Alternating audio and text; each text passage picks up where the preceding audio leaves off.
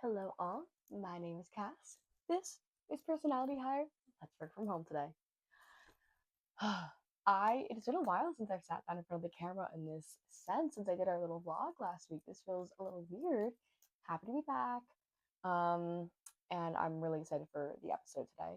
But first, obviously, we have to look at our weather. I don't even have to look it up actually to tell you about the weather today. Today was the most beautiful pause actually. Today was a great day. Today was a hot day, but the last few days have been absolutely stunning here in Pennsylvania. I have been the most happy camper in the world. Um, Today was Banana Day on campus today, which is a huge event, almost like a fair that runs throughout our campus. It's been going on for 30 years. It was the 30-year anniversary today. Um, had a fantastic day, hung out in the sun all day. I got a tan. Some might call it a burn. I would call it a tan. Got a little tan today. And I literally just spent the entire day with my friends and put off filming, but it was so okay because I only have a few weeks left here. I was happy to enjoy it. But it was a high of 86 today. I do know that because I was feeling it all day. High of 86. We got a little overcast towards later in the day. But all in all, the weather has been getting so much better, and so is my mood, absolutely. And it also, as I said in my last couple episodes, it's been getting so much harder to sit down and mock in and do work. But obviously, it needs to be done. But anyway, I digress. I just want to get into the episode today. I really don't have that much more to talk about right this second because I am really, really excited for the episode we have at hand for you. And today's episode is going to be Memoir of a Sparklemuffin Deluxe by Miss Suki Waterhouse. Memoir of a Sparklemuffin is such a fun, exciting album. Suki Waterhouse is an artist that I was introduced to her by my best friend.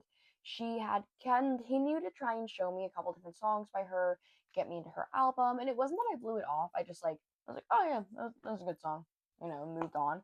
And then I think it was after I finally watched. No, it was songs like Good Looking Boy and Gateway Drug are the songs she really pushed on me. I remember Gateway Drug especially, she kept trying to push. And it wasn't until I read and then watched Daisy Jones and the Six, where Miss Suki Waterhouse plays Carolyn Circo, my favorite character in the show and the book, that I really latched on and got into her because I was like, where can I find more of her after watching the show? Found out she was an artist, she had music out, fell in love with her exactly from there.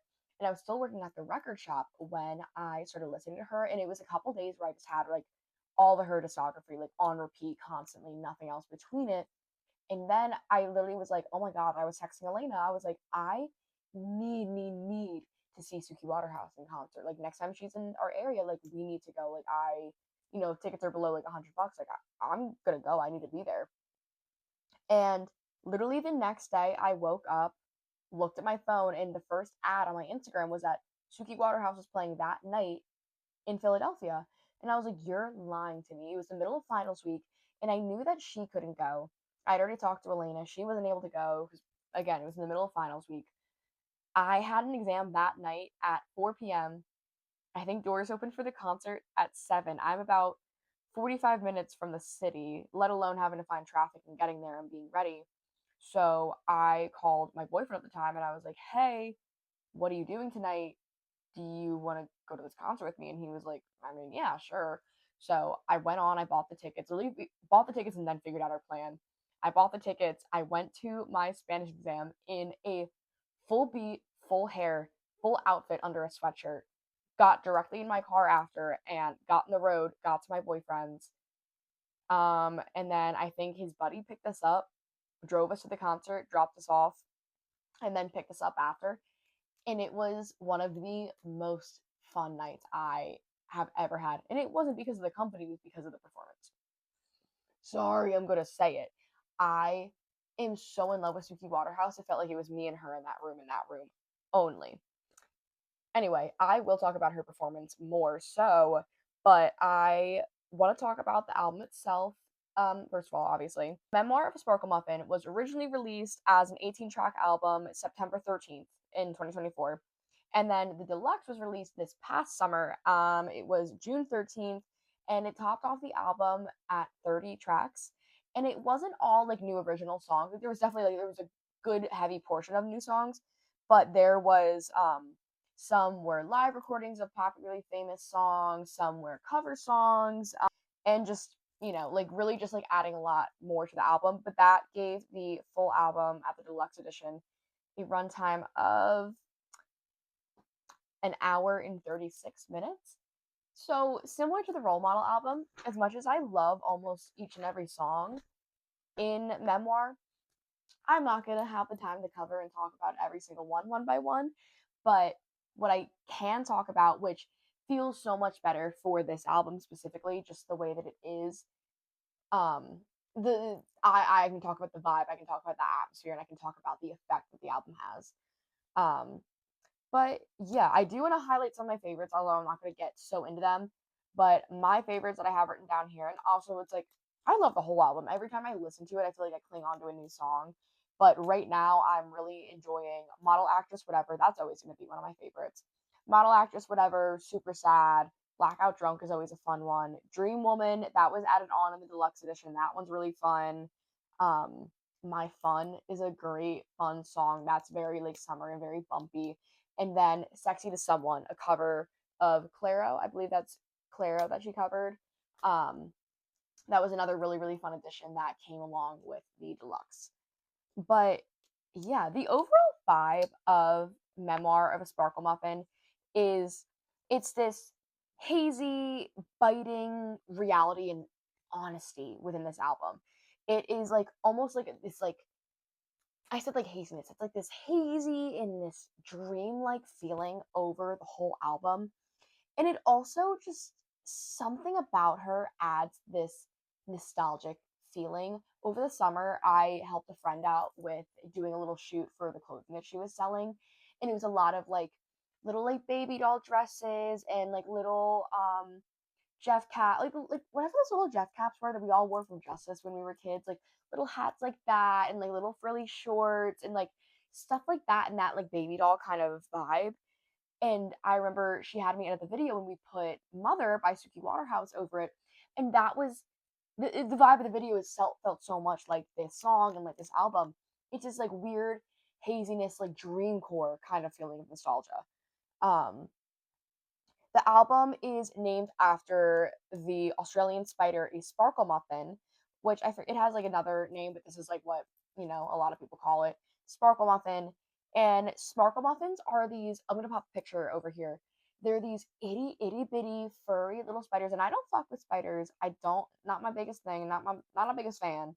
But they're these little like brightly colored spiders, and they're known for having these like almost like the way like bird mating dances. They have these like really funky, ornate mating dances. Like they're jumping all over. And the way that I took Suki using this little creature as the namesake for the album, because yeah, like it's haha funny, Sparkle Muffin, like that sounds cute and girly, whatever. But also, I think her using the name Sparkle Muffin, and it is like cute and girly and like haha Sparkle Muffin, it's a funny little name.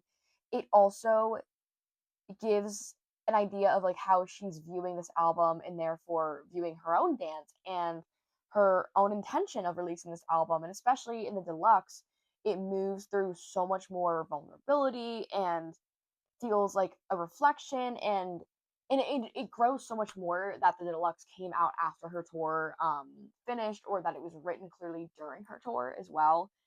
um it shows a lot about her adjustment into motherhood and her adjustment with this tour life and this show life and this performance. um but I like the idea of her using this little spider and his little dance as an example of herself and like representing herself in this album, because like she is a showgirl. She's a model, actress, whatever. She has been modeling since she was in her early teens, I think. So she's always been raised in the life of performance. And so I just I like that she's understanding and like putting out there clearly like, hello, what? The course of this campaign that you didn't. Hello?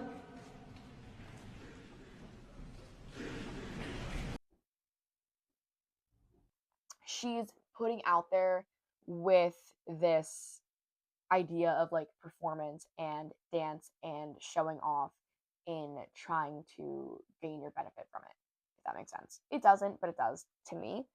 Um, and especially again with the addition of the 8 new tracks onto the album with the deluxe version, it just, you see such a progression of when it came out originally, and I guess it is just barely a year after that the deluxe comes out, but also we don't know like what was being written when, what was being written before, just wasn't thrown on the original album, blah blah blah. It is such a hodgepodge of different vibes. It feels like you're going to the Reading Terminal Market.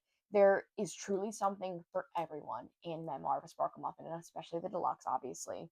It has this atmosphere of alternative pop, and I also, it's a genre that I know but I'm not crazy familiar with, but UK like shoegaze music. I've heard a lot of people referring to it as shoegaze. There's like an underlayer of like folk, alternative folk, and it's just one long, sleepy, sonic lullaby, and I fell in love with it. I truly, truly love it.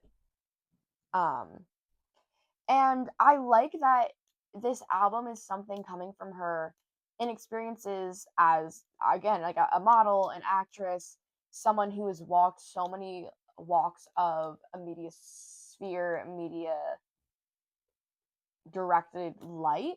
And so I think this also adds into the stage atmosphere and the performance she gives out on stage. She's always been a performer. She's always had to give these live performances and to show up and show out.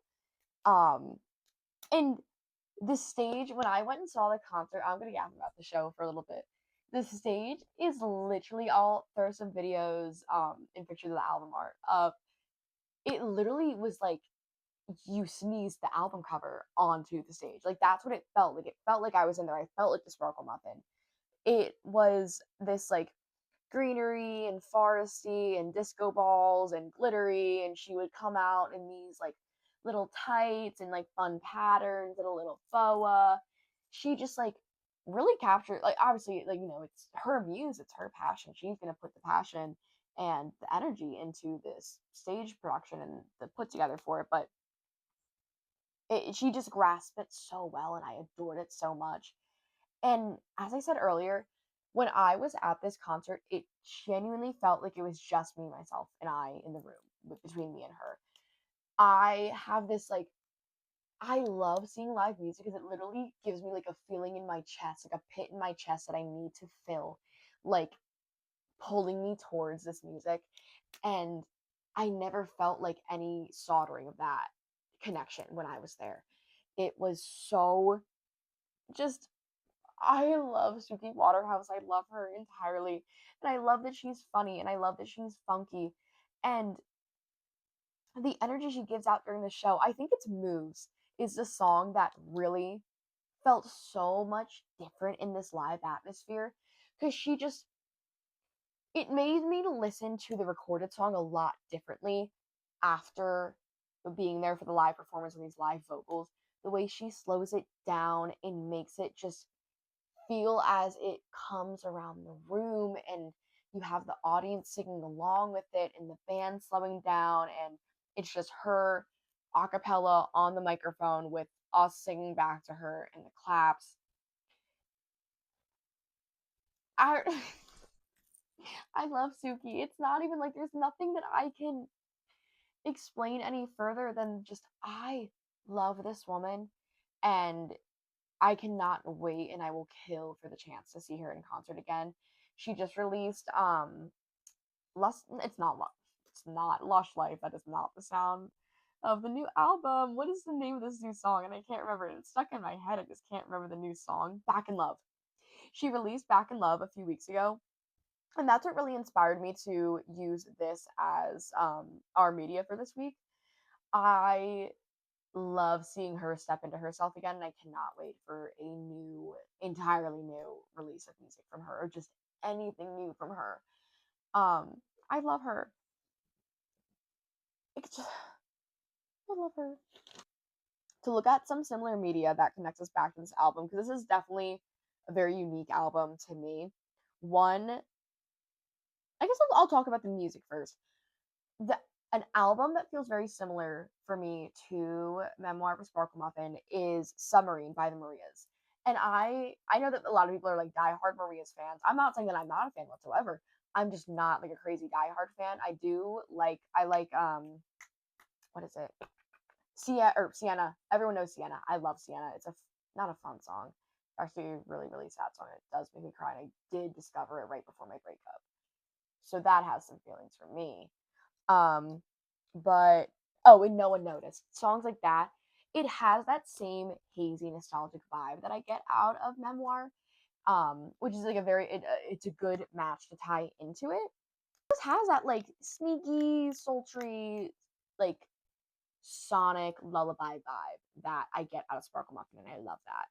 And then as far as I haven't connected much back to movies or anything like other than like a different type of media, a movie that really feels connected to me with Memoir of a Sparkle Muffin is Uptown Girls with our queen, Brittany Murphy. I love that woman, like everything for her. I can't exactly pinpoint it either. I think it's the nostalgic vibe of Memoir that ties me into Uptown Girls, and especially just the entire character of Molly, played by Brittany in this movie, where it's this girl who all of a sudden is like it's shook into her that she needs to grow up, she needs to get it together, she needs to step into this world and figure things out for herself and grow up. And with the character of Ray, who's been too grown up the whole time, it's like trying to find this balance of girlhood and adulthood, and still trying to hold on to the things that make you you while not tarnishing the chances you have at still having a good life, and not taking things away from yourself too soon. It hits that nostalgic vibe in the same way that I was talking about the clothing shoot and like the baby doll atmosphere. That's what Uptown Girls feels like to me. And just the energy of like Molly and Brittany Murphy on screen. I adore her. It's just for some reason it scratches the same itch as Memoir. Okay. And on to what we know is my favorite part of these episodes, and that is our playlist. But our first song on the playlist is Carolina by Harry Styles. So, Carolina is this like kind of playful, teasing song, and it reminds me of the beachy vibe of like My Fun. It's just a very fun, reckless kind of feel behind the lyrics of Carolina. And I feel like I pick up on a lot of that like jumpy dancing energy, especially on songs like My Fun within Memoir. Next song, this one was pretty strong to connect. It was a pretty easy one. Is "Shake It Out" by Florence and the Machine. Florence and the Machine, and just it's specifically "Shake It Out."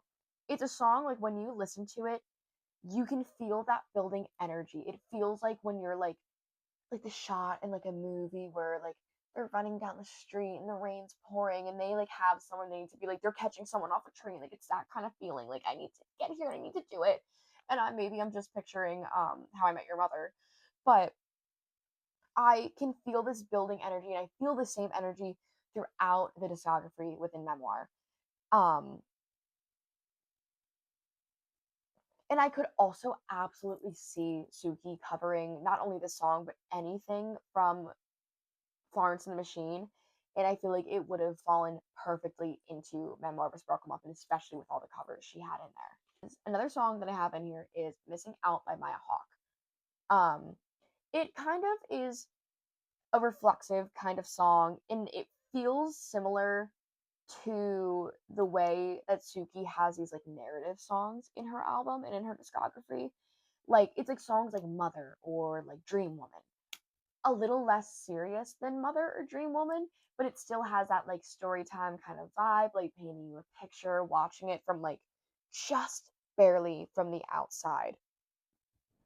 So just another fun song, and I like the way that it bumps through. And Maya Hawke has this like really unique, scratchy, fun kind of voice that I am totally in love with. Okay, next we have In the Living Room by Maggie Rogers. So In the Living Room is a song that is a little less electric than Memoir, but it still has this nostalgic tinge to it. Just something that like it scratches an itch in my brain the same way. It resonates in the same way that Memoir does. And I think similar in a way that I was explaining with Missing Out, and it's like a narrative kind of song and like a storytelling kind of thing. Um, it in the living room, it's like these circling thoughts, this aura of limerence and this reflectiveness within it. Just all the feelings that I get out of Memoir. And Maggie Rogers is just another artist. I think I talked about her in another episode briefly. She's just another artist who has not only an incredible stage presence, but an incredible energy and effort that she puts out into her music. And I feel the same effects of that back from Suki. Um, I had very similar feelings in seeing both Suki and Maggie in concert. And then the last song that I have on our playlist is Brooklyn Baby by Lana Del Rey. Another song that feels kind of like Mother.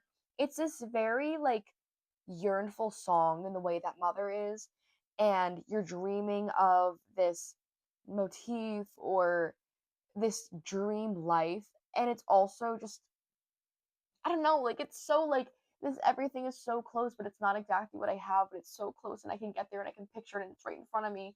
Like that kind of energy.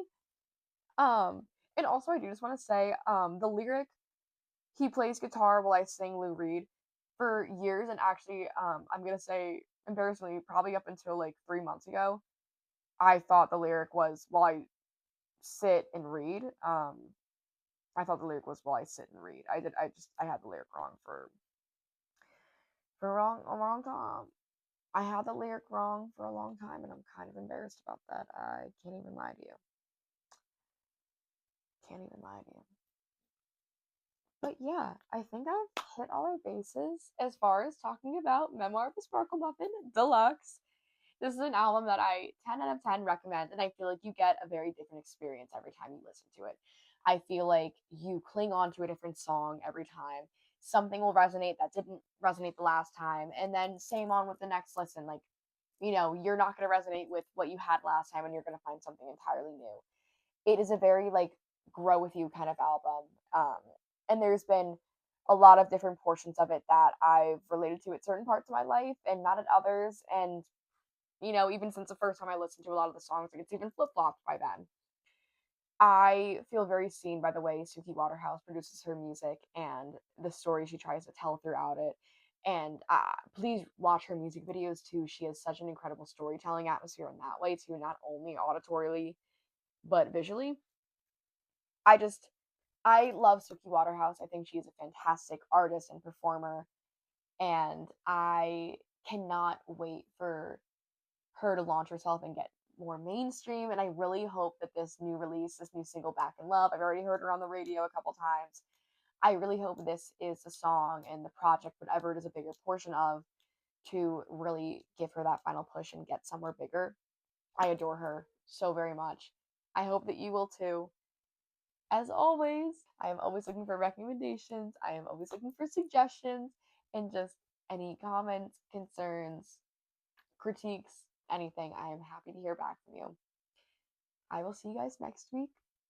But yeah, it looks like we can clock out today. Bye.